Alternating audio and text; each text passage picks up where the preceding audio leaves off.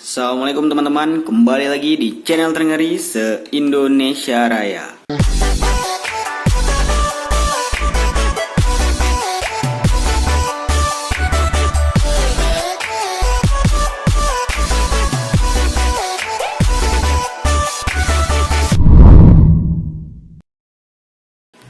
Oke, hari ini kita mau tes run MN99 ini dari D90 yang minggu kemarin udah kita unboxing, dan sekarang kita bakal mau tes run. Tadi juga kita udah pasang nih ya part-partnya, kayak ini gagang pintu, kayak wipernya juga nih udah kepasang, banyak lampunya juga udah kepasang nih. Jadi hari ini kita langsung aja nih ya tes run mobil MN99 ini. Jadi buat teman-teman yang belum subrek, jangan lupa subrek dulu teman-teman. Jangan lupa subrek sama tombol green. Oke, sebelum tes run aku mau kasih tahu buat teman-teman yang belum tahu kalau mobil ini udah full propo. Propo itu apa sih? Propo itu singkatan dari proporsional. Jadi ada mobil MN yang semi propo dan ada mobil MN yang udah full propo. Tapi kalau MN99 ini dia udah full propo. Full propo itu contohnya kayak gini.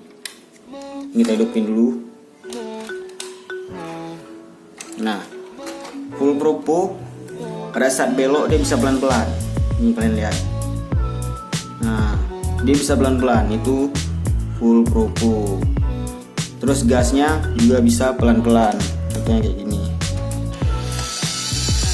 Nah, dia bisa pelan-pelan, terus bisa kencang juga.